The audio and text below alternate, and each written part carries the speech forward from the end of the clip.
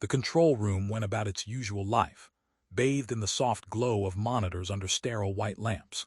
I was on duty at the European Space Agency's Deep Space Communications Center, tucked away in a remote part of Spain, surrounded only by arid landscape and a clear, unpolluted sky.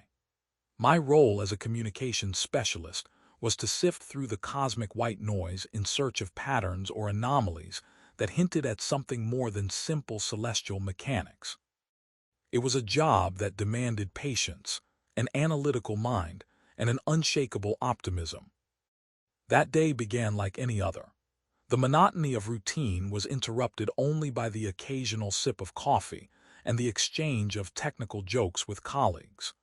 Rows of screens in front of me displayed streams of data and graphical interfaces that I knew like the back of my hand.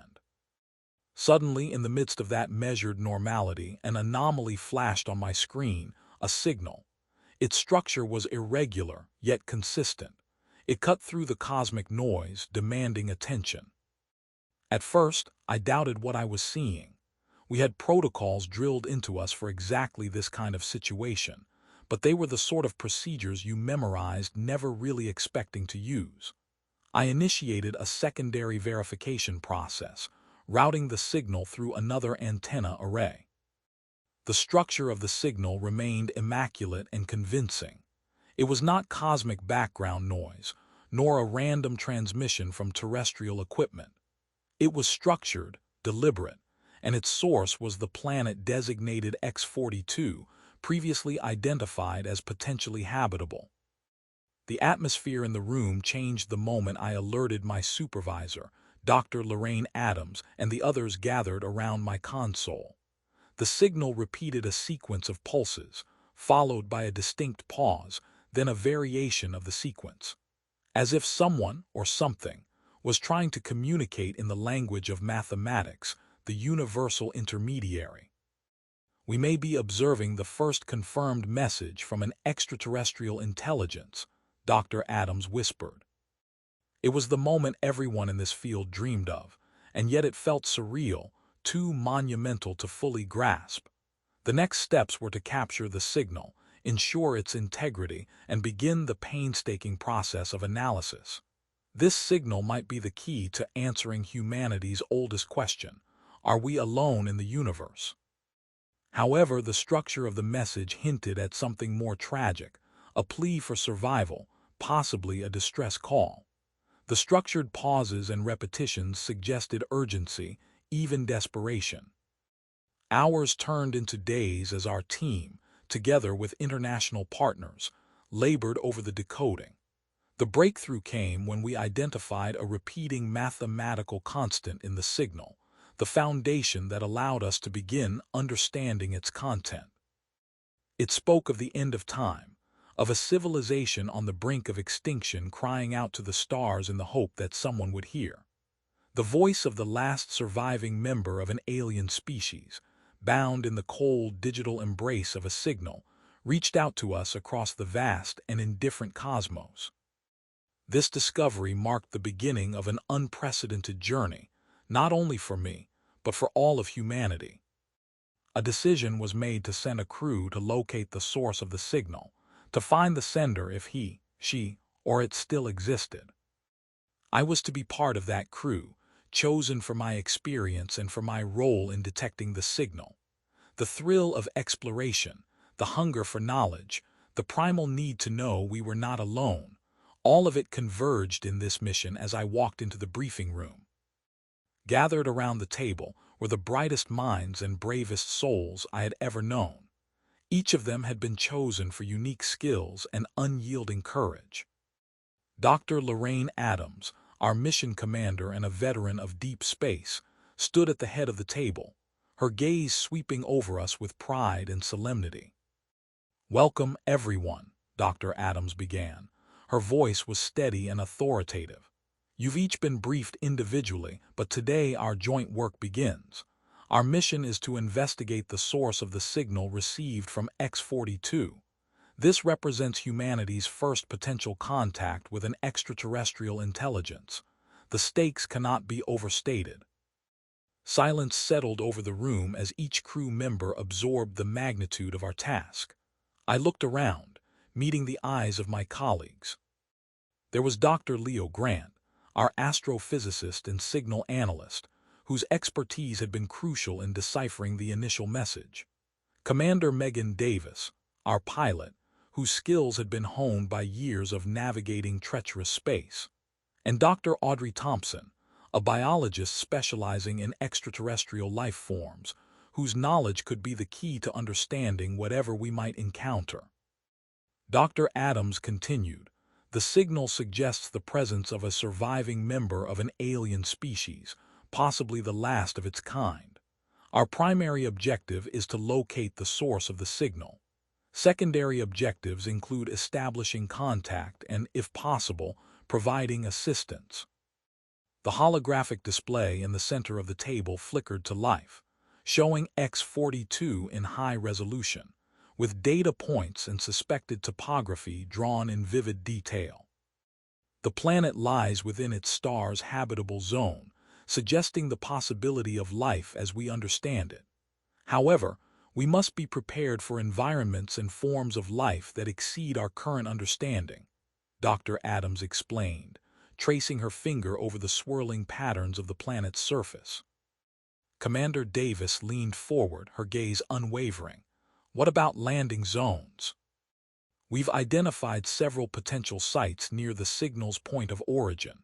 The final decision will be made in orbit, based on real-time data and environmental conditions," Dr. Adams replied, meeting Davis's eyes with a respectful nod. Dr. Grant voiced a concern that had been lingering at the back of all our minds. "We also have to consider the possibility that the signal is a trap. Its complexity and implied desperation could have been engineered to lure us in, for reasons we can't yet understand." "We've accounted for that risk," Dr. Adams replied gravely. "This mission will demand our intuition and adaptability. There is far more we don't know than what we do." The briefing moved on to technical details: flight logistics, equipment checks, communication protocols, and emergency procedures. Each of us was given the opportunity to raise concerns, ask questions, and clarify our roles in the mission. As the meeting drew to a close, Dr. Adams's final words carried a quiet strength. "This mission goes beyond scientific discovery or national pride. We carry with us the hopes and fears of all humanity. Let's make sure we're ready for what lies ahead." The hangar housing our starship, Athena, became our second home during the weeks of preparation before launch. Our vessel was designed for deep space exploration and equipped with cutting-edge systems to sustain life far from Earth and support our investigation on X-42. Walking through her corridors during final checks, I couldn't help but feel a sense of awe at the ambition she represented, a tangible manifestation of humanity's drive toward the stars. Commander Megan Davis led the final inspection of Athena's systems. Her confidence and experience were deeply reassuring. Navigation systems, nominal. Life support, environmental controls, and propulsion are all operating within acceptable parameters, she reported, her voice echoing faintly in the vast hangar. Her inspection was methodical. No system was left unchecked, ensuring our safety and mission success. Dr. Grant and I spent long hours in the communications lab, calibrating the deep space antenna array and running simulations to prepare for requiring the signal once we reached orbit around X-42. Given the signal's complexity, we knew our equipment would require precise tuning, and our collaboration was seamless, born of shared dedication and mutual respect. Meanwhile, Dr. Audrey Thompson prepared the biological laboratory, arranging her instruments and running diagnostics on sealed sample modules designed for the safe analysis of any material we collected. Her preparations were meticulous. Every tool and container was examined and re-examined. "We have no idea what we'll find out there," she remarked during a brief pause in her work, "but we'll be ready to learn everything we can." Personal preparation was no less important. Each of us spent time in isolation, mentally and physically readying ourselves for the journey ahead. The psychological challenges of deep space travel, especially on a mission steeped in such uncertainty, demanded robust physical health and mental resilience. I found solace in quiet moments of reflection on the path ahead. The night before launch, we gathered for one last dinner together in the facility's mess hall. The atmosphere was subdued. The camaraderie we shared was a comfort against the undercurrent of tension. We told stories, laughed, and reaffirmed our commitment to the mission and to one another. It was a moment of human closeness before the vast emptiness of space. The morning of our launch dawned clear and bright. Athena stood ready, her silhouette sharp against the rising sun. As we suited up and walked toward the ship, the reality of our mission settled over us in full, both exhilarating and terrifying. Once aboard, we strapped into our seats, each alone with our thoughts as the countdown began. Commander Davis's voice came over the internal comms, steady and calm as she initiated the launch sequence. All systems nominal, prepare for liftoff. The engines roared to life, vibrations reverberating through the ship and through our bodies, the physical manifestation of our departure from the known into the unknown. As we ascended, Earth shrank beneath us. Our bond, in contrast, grew stronger. Aboard Athena, encased in metal and surrounded on all sides by the void of space, our very conception of time began to warp. Days bled into nights, and only the artificial light cycles aboard the ship marked the passing of hours. Commander Davis guided Athena with a steady hand, her practiced skills soothing as she navigated the complexities of deep space travel. Our propulsion system, a marvel of human engineering, carried us at speeds once thought impossible, each surge of acceleration pushing us deeper into uncharted space. Dr. Grant and I spent countless hours in the communications lab, monitoring the deep space network for anomalies or updates from Earth. The signal from X-42 remained our constant companion, the enigmatic puzzle we continued to work on, hoping to glean insights that might prepare us for what awaited on the distant world. In the biology lab, Dr. Thompson continued her preparations. Her focus sharpened with each passing day, anticipation mounting as we drew closer to potential alien life. Her commitment to understanding and preserving any samples we might encounter embodied the scientific core of our mission. Life aboard Athena settled into a rhythm. The initial rush of launch gave way to the daily tasks of maintaining the ship and our own well-being. Yet space travel is never without incident. A micrometeorite storm, sudden and violent, struck Athena with a barrage of debris. Alarms blared and our hearts pounded. Commander Davis's calm voice over the comms directed us to our stations. Each of us executed our roles with precision, reinforcing the ship's shields and assessing damage. Athena's hull held, but the event was a stark reminder of the dangers awaiting us far from the safety of Earth.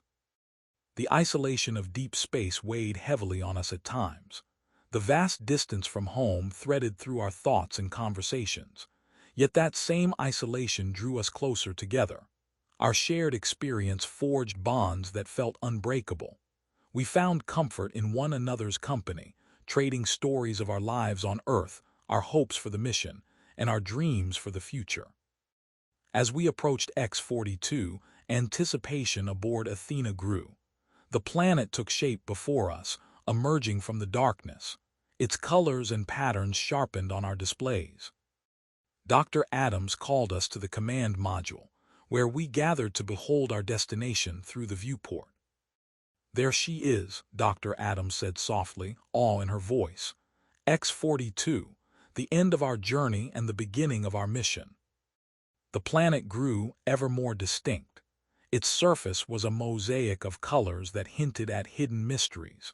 We were the first humans to see it with our own eyes, a privilege and responsibility that weighed on each of us. Athena slipped into orbit. Every passing kilometer brought us closer to the source of the signal that had called to us across the stars. Below, the planet shimmered in shades of blue, green, and brown. Vast oceans and sprawling landmasses, visible from orbit, hinted at a world full of secrets waiting to be uncovered. Standing at the command module viewport, Dr. Adams watched the planet, its reflection in her eyes, before turning to us with a firm nod. "Prepare for descent." Commander Davis initiated the landing sequence, her hands moving with practiced ease over the controls. The hull groaned under the stress, but her piloting was flawless. She guided us through the roaring chaos of atmospheric entry with the grace of a seasoned explorer. Outside, the tranquil expanse of space gave way to roiling clouds of an alien atmosphere. Dr. Grant, peering out of a nearby viewport, muttered, "Incredible." His usual reserve had given way to the magnitude of the moment. Dr. Audrey Thompson, eyes wide with wonder and curiosity, was already dictating observations, her recorder capturing every detail. The turbulence eased as we broke through the cloud layer, revealing the surface below in stunning clarity. Sprawling forests of what resembled vegetation stretched beneath us, their colors like nothing on Earth. Twisting rivers and massive lakes glittered under the light of the planet's star. Commander Davis announced our approach to the designated landing zone, a relatively flat expanse near the signal's point of origin. Athena descended smoothly, the engines' roar fading as we touched alien soil for the first time. The landing gear locked into place with a final shudder, marking the end of our journey through space and the beginning of our expedition on X-42. As the engines powered down, a profound silence enveloped the crew. The realization that we were the first humans to set foot on this distant world was overwhelming. Dr. Adams was the first to break the silence. "Team, today we've made history, but our work is just beginning. Prepare for EVA." We donned our exploration suits, every movement deliberate. The environment beyond Athena's hull was unknown and potentially hostile. The airlock hissed as it cycled, the sound marking the boundary between the familiar and the utterly alien. Stepping onto the surface, I was struck by the stark contrast with Earth. The gravity was slightly lower, noticeable but not disorienting. The air, filtered through our suits, was breathable, a fact Dr. Thompson confirmed with a quick analysis. "The atmosphere is surprisingly similar to Earth's," she said, excitement threading through her voice. The landscape around us was alien yet strangely familiar. Towering tree-like structures reached toward the sky, their bark-like surfaces shimmering with vivid colors. The ground was covered in a spongy, moss-like substance that softened our footsteps. Mountains rose in the distance, their peaks wrapped in a faint haze. Our first steps were cautious. Each of us was acutely aware of the potential dangers hidden within this beautiful, unfamiliar world. Dr. Grant set up a portable receiver to better triangulate the signal's source, while Commander Davis and I conducted a preliminary survey of the area, marking points of interest for later study. The planet's silence was profound, broken only by the sounds of our movements and the occasional crackle of comms with Athena. It felt like a world holding its breath, waiting to be explored. The path toward the signal's source led us across the alien landscape. The towering trees gradually gave way to open plains, where the ground was carpeted with luminescent moss that cast a faint glow in the fading light of the planet's star. Dr. Thompson collected samples with almost reverent care. Her excitement was unmistakable as she cataloged each new discovery.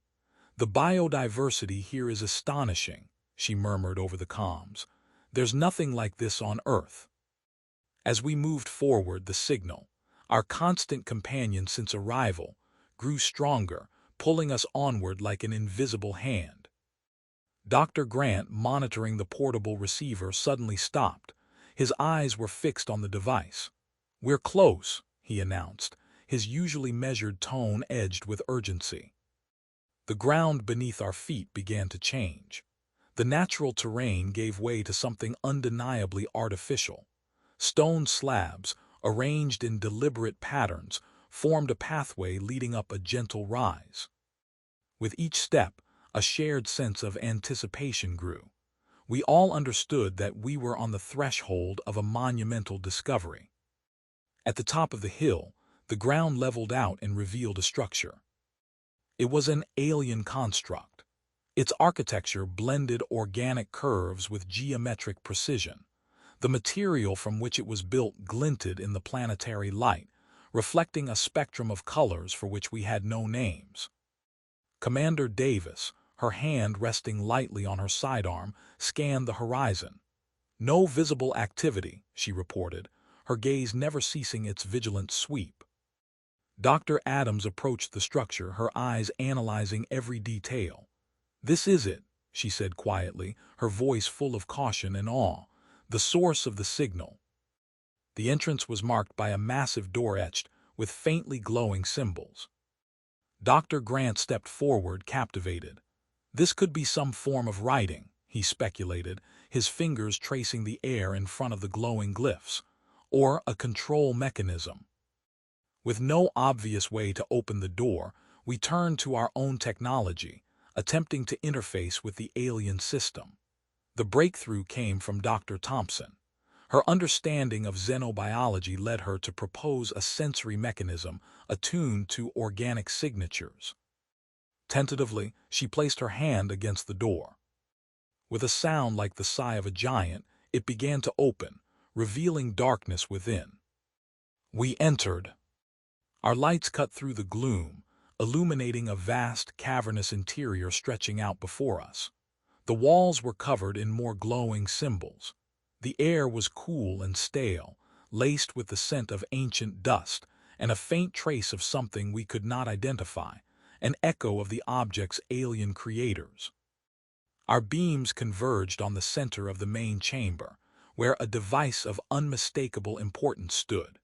It was connected to a network of conduits that ran along the walls and floor, converging at the machine like the spokes of a wheel. The device pulsed with light, its rhythm matching the signal we had followed across the stars. "This must be the beacon," Dr. Grant said, barely louder than a whisper, eyes locked on the light. "It's still active." As we approached, the structure seemed to wake. The symbols on the walls brightened, and a suffocating sense of urgency filled the air, a silent warning that we were no longer mere observers, but participants in a scenario set in motion long before our arrival. That was when we realized the structure was not abandoned. It had been waiting for us, or for anyone who would answer its call. Our team spread out to survey the chamber and the beacon at its center. With scientific precision, Dr. Adams directed our efforts, ensuring our investigation remained methodical and focused. Driven by her curiosity about the alien biology hinted at in the structure's design, Dr. Thompson collected samples of dust and air, hoping to learn about the creators and their environment. Her instruments chirped quietly, logging data that would take months, if not years, to fully interpret. Commander Davis and I secured the perimeter. Our lights swept across the towering walls, revealing panels that, on closer inspection, appeared to be some kind of interface. Their purpose remained as enigmatic as the structure itself. It was Dr. Grant who first noticed the change in the beacon's rhythm. The steady, pulsing light began to fluctuate, accelerating into a pattern that suggested intent. "Something is happening," he called out. Before we could react, the structure fully awakened around us. Panels along the walls flared to life, flooding the chamber with harsh artificial light. The symbols flashed rapidly, as if communicating or processing information. Without warning, an energy barrier materialized at the chamber entrance, sealing us inside. Dr. Adams, closest to the exit, turned sharply. "It's a trap," she said flatly. The realization hit us all at once. The signal had not been just a cry for help. It had been crafted to lure us here. Panic threatened to take hold. We were trapped, millions of miles from any possible rescue, inside an alien structure that had just revealed itself to be far from benevolent. Commander Davis quickly assessed the situation. "We need to find a way out," she said. "There has to be a control mechanism or a power source we can disable." Her steady voice cut through the rising tide of fear, pulling us back to action. Dr. Grant, eyes fixed once again on the beacon, began connecting his portable equipment to it. "The frequency has changed," he said. "It's interfacing with the structure's systems, possibly controlling them." His fingers flew over the controls as he tried to interpret the alien technology. As we rallied around Dr. Grant's efforts, the structure escalated its response. Small, menacing drones emerged from the walls. They hovered in the air, forming a tightening perimeter around us. Their purpose was unclear, but it wasn't difficult to guess it wasn't friendly. Dr. Adams stepped forward, voice level. "We need to stay focused. Our priority is to disrupt that beacon or find another way to shut down this barrier. Grant, any progress?" His concentration was absolute. He nodded tersely. "I think I can interfere with the signal, but I'll need time." His hands moved rapidly, adjusting settings and feeding data into his device with a speed born of desperation. Time, however, was a luxury we didn't have. The drones, once motionless, began to move, closing in around us with unnerving precision. It was clear the structure's defenses were designed for capture, not destruction. For what purpose, we could only guess. Commander Davis and I took defensive positions, weapons ready. We all knew violence was a last resort. Our mission was one of discovery, not conquest, and we clung to the hope that a peaceful solution could still be found. Meanwhile, Dr. Thompson continued her work. Her focus on the biological elements of the structure offered a potential key to understanding the trap and its creators. "There may be a biological component to its control systems," she suggested, tension threaded through her voice. "The door responded to my touch. Maybe we can use that." Her words gave us a sliver of hope. The situation deteriorated quickly. We stood surrounded by drones in the heart of an alien construct, and the beacon's increasing activity suggested time was running out. Commander Davis and I stood back to back, ready to defend the team from the mechanical swarm, fully aware of how futile ordinary weapons might be against such advanced technology. "Focus on the beacon," Dr. Adams ordered, her voice cutting through the tension. "Grant, anything you can do to disrupt that signal could buy us time." "I'm trying to inject a counter-frequency," Dr. Grant explained, his voice taut with strain. "If I can interfere with the signal, we might temporarily shut down the structure's systems." The drones began emitting a low hum, a sound that seemed to resonate deep within our bones. It could have been a weapon or another means of communication, layered atop our already overwhelming problem. Dr. Thompson, torn between studying the advancing drones and the alien biology woven into the structure, made a critical observation. "The structure responds to biological signatures," she said. "It opened for me. Grant, can your counter-frequency mimic a biological pattern?" He paused, thinking. "It's unorthodox, but it's worth a try. Give me a minute." His fingers flew across the interface as he reprogrammed his device to emit a frequency, mimicking the complex patterns of a living organism. As he worked, the drones moved closer. Their approach was relentless. Commander Davis and I braced ourselves, ready to protect the others by any means necessary. Then the beacon's light faltered as Grant activated the counter-frequency. The drones froze. For a heartbeat, the entire structure seemed to hold its breath. "We may only have a few seconds," Grant warned, eyes still locked on his equipment. "Everyone be ready to move." Dr. Adams seized control. "Head for the entrance. If the barrier drops, we move fast and together." The counter-frequency worked, but not the way we expected. Instead of deactivating the drones or the barrier, it triggered a different reaction. The floor shifted under our feet, panels sliding open to reveal tunnels beneath the chamber. "It's offering us a way out," Dr. Adams said, quickly reassessing, "or leading us deeper in. Either way, we don't have much choice. Down the tunnels now." We descended into the bowels of the alien structure as the entrance sealed shut above us. The tunnels glowed with a faint, ambient light. The walls were smooth and almost organic to the touch.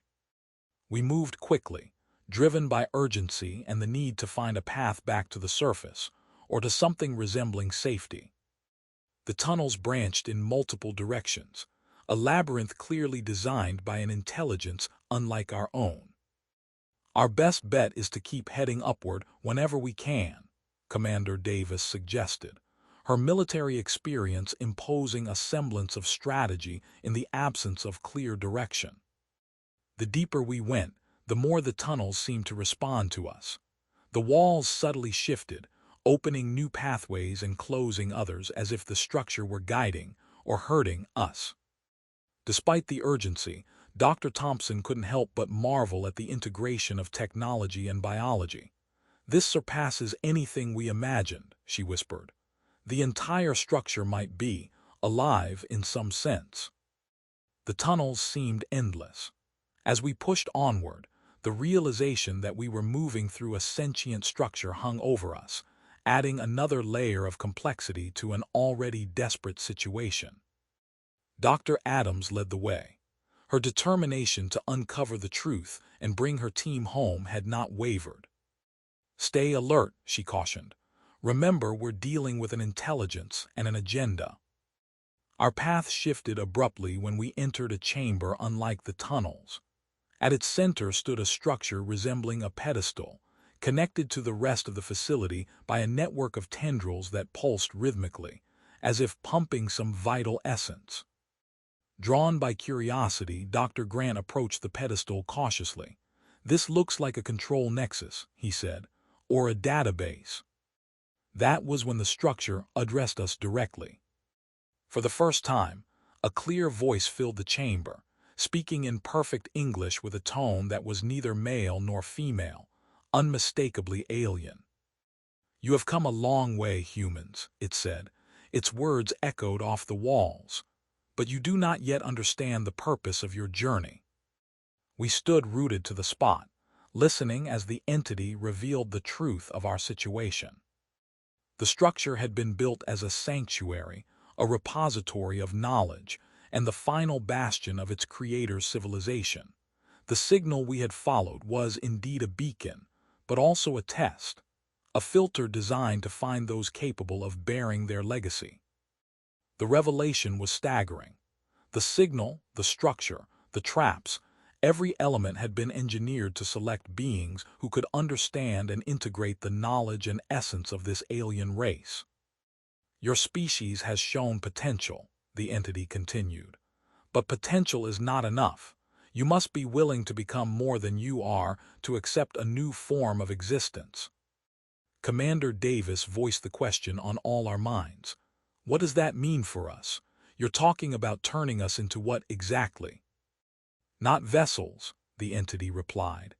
"Heirs. The process is irreversible, a merging of consciousness and form. Those who survive will become the progenitors of a new civilization, a union of human and alien essence." Dr. Thompson stepped forward. "And if we refuse, what then? We're prisoners here." The entity was silent for a moment before answering. "The choice is not yours to make. The process has already begun. Your presence here was the final step. You are already changing." Panic and disbelief surged through me as the reality of our situation crystallized. We weren't explorers or honored guests. We were subjects in an experiment that threatened to erase our very identities. Dr. Adams, her composure unbroken, addressed the entity. "We came in peace, driven by curiosity and a desire to understand. Forcing this on us violates that spirit. There must be another way." But the entity's decision was final. Its tone left no room for negotiation. "The survival of our essence takes precedence. Your arrival was no accident. It was destiny. As it spoke, the chamber around us transformed. The light intensified. Then we felt it, a shift deep inside ourselves, subtle but undeniable, as if something foreign had begun to take root. The glow grew brighter. The tendrils on the floor stirred, first slowly, then with purpose, reaching toward us. "We need to move, now," Dr. Adams commanded. Her steadfast leadership stirred us to action even in the face of the unimaginable. As we turned to flee, the paths that had led us there warped. The walls themselves shifted, closing in and reshaping the passages, driving us onward like cattle. Commander Davis, her training more crucial than ever, took point. Her weapon was drawn, though we all knew bullets meant little against an enemy like this. "Stay together," she ordered. The corridors became a shifting maze. Their configuration altered with every step, turning our escape into both a physical and psychological battle. Dr. Grant tried to use his equipment to disrupt the structure's control, but found it increasingly ineffective as the environment grew more hostile. The technology seemed to shrug off his efforts. Dr. Thompson, mind racing, searched for any clues about the transformation the entity had described. Her own fear was reflected in her clinical observations. "Maybe there's a way to slow it," she suggested, "if we can understand how it's triggered." But the structure allowed little time for analysis. The drones, once mere enforcers, now became aggressors. Their purpose expanded from containment to active facilitation of our transformation. They emitted fields that seemed to resonate with our very cells, accelerating whatever changes had begun. In a last desperate push for freedom, we emerged into a vast atrium, its ceiling open to the planet's sky. An exit was visible, a great arch leading outside, but it was sealed by a humming energy barrier. "We have to break through," Dr. Adams said, scanning the barrier for any sign of weakness. "Grant, Thompson, anything." Grant's devices whirred and buzzed as he tried to interface with the structure's technology. He shook his head. "This is beyond anything I can manipulate. The tech is too advanced, too alien." Thompson, focused on the biological transformation underway, added, "It's progressing. I can feel it. We may not have much time before we stop being ourselves." As the drones closed in, Commander Davis made a decision. "We'll use the explosives from the emergency kit. It's a long shot, but it might destabilize the barrier long enough for us to get through." While Davis planted the charges, the rest of us prepared for what might be our final stand. The drones advanced, the air humming with the clash between alien technology and human resolve. The explosives detonated with a deafening blast, a shockwave hurling us to the ground. For a brief moment, everything fell silent, a pause in the relentless push toward our transformation. We scrambled to our feet and rushed toward the arch, only to find the barrier still intact. Our efforts had meant nothing in the face of the structure's overwhelming power. The drones, unscathed by the explosion, resumed their advance. This time, they overwhelmed us with ease. Fields of energy enveloped us in columns of light. The last thing I saw before succumbing to the all-consuming force was the alien sky above, a fragment of freedom framed by the walls of our prison. Captured and immobilized by the drones, we were carried deeper into the structure with a precision that spoke of a predetermined process, a ritual, perhaps, enacted countless times before. They brought us to a chamber unlike any other we had seen. It was vast and domed. At its center stood a complex apparatus, a network of tendrils, capsules, and intricate machinery. As we were placed into individual capsules, the full reality of our fate became impossible to ignore. The transformation promised by the entity was about to begin. Dr. Adams tried to offer words of comfort and defiance. "Whatever happens, remember who you are. Remember why we came here. Our humanity is our strength, not our weakness." The capsules closed, cocooning us in light. A profound sense of disconnection washed over me. as though I were simultaneously being torn away from the universe and fused with it in ways I could not comprehend. There was no physical pain, at least not in the conventional sense, but the experience was deeply disturbing, a violation of my very essence. Through the translucent surface of my capsule, I could see Dr. Grant in the one beside mine. His face, visible through the shimmering barrier, was a mirror of fear and wonder. "The technology is rewriting us at the molecular level," he said. Somehow his voice reached me. "It's a complete reconfiguration of our biology." The entity's earlier words echoed in my mind. We were to become heirs to an alien legacy, a fusion of human and extraterrestrial being. The thought chilled me. As the process intensified, the chamber filled with a symphony of sounds and lights. The machinery and our bodies seemed to resonate in harmony. I could feel the changes taking hold inside me. A foreign consciousness pressed against my own, seeking integration rather than mere coexistence. Then I heard Dr. Thompson's voice, calm and analytical even amid her own transformation. "The entity spoke of survival and inheritance," she said. "Maybe there's a way to preserve our humanity, to influence what we become." Her suggestion was a lifeline. The transformation was a journey into the unknown. Each moment stretched into eternity. Memories of Earth, of the mission, of my life before this moment flickered through my mind, anchoring me to the person I had been, the person I wanted to remain. And yet with each passing second the alien presence grew stronger. Its constant pressure bore down on my consciousness. It was a battle of wills, human against alien, with no clear outcome. The chamber, the capsules, the entire structure seemed to await the climax of this process, the birth of something new and untested.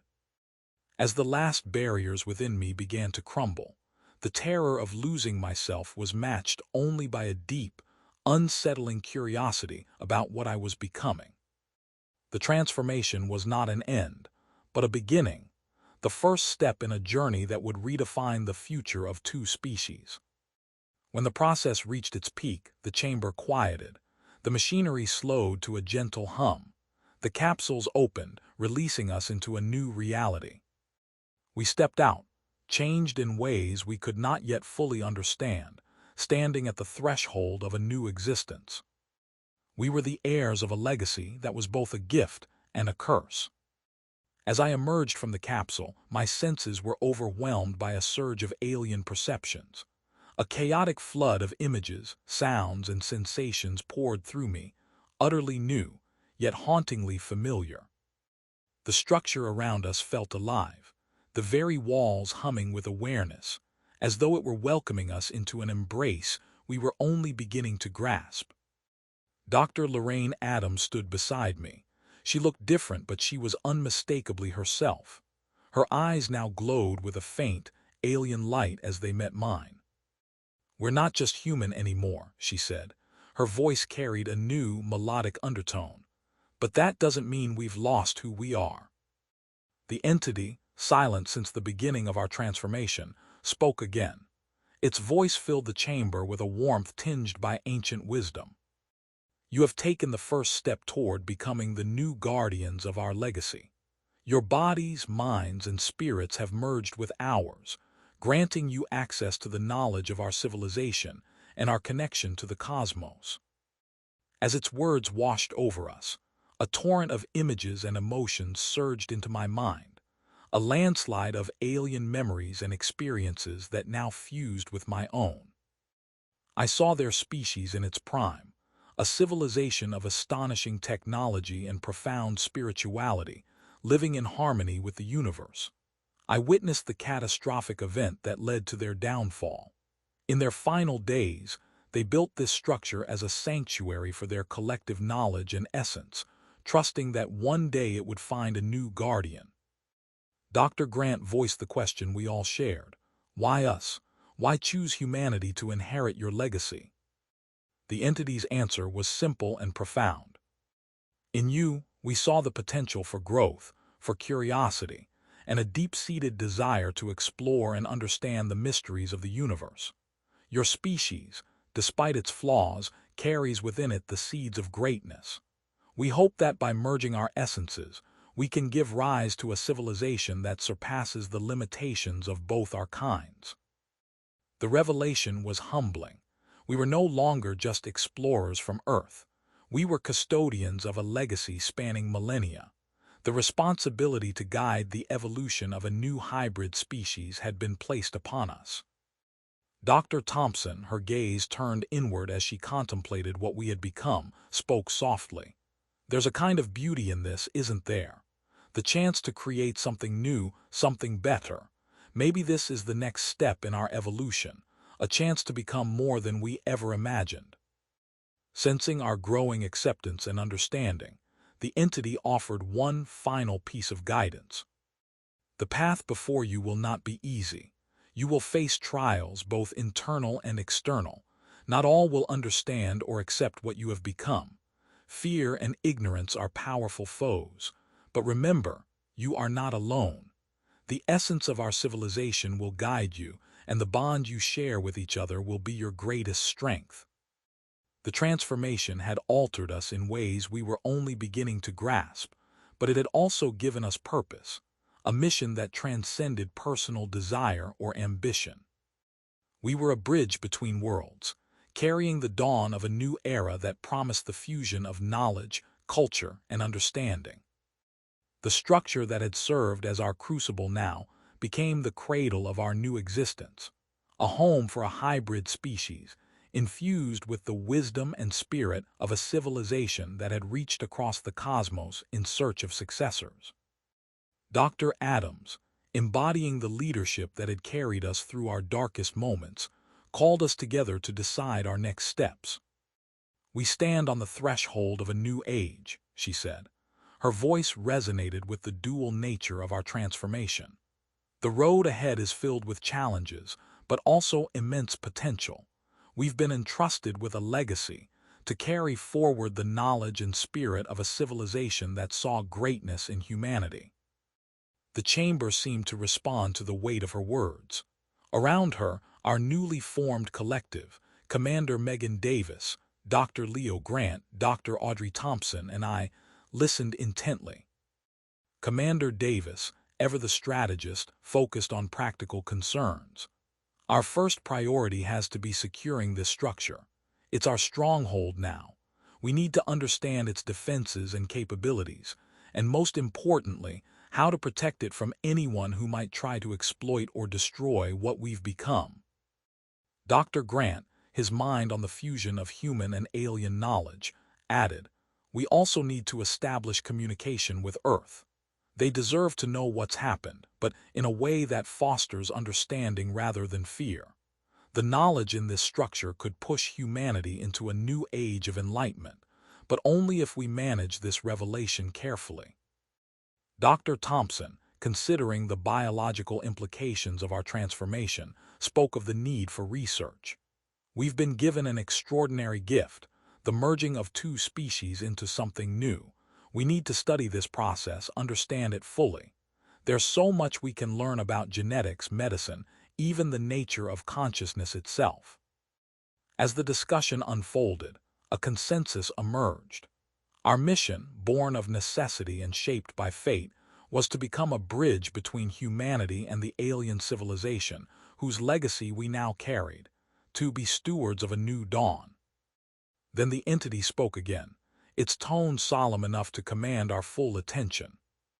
"Your resolve is admirable," it said, "but be warned, the path you choose is perilous. Not all will understand or accept what you have become. Fear and ignorance will rise to meet you."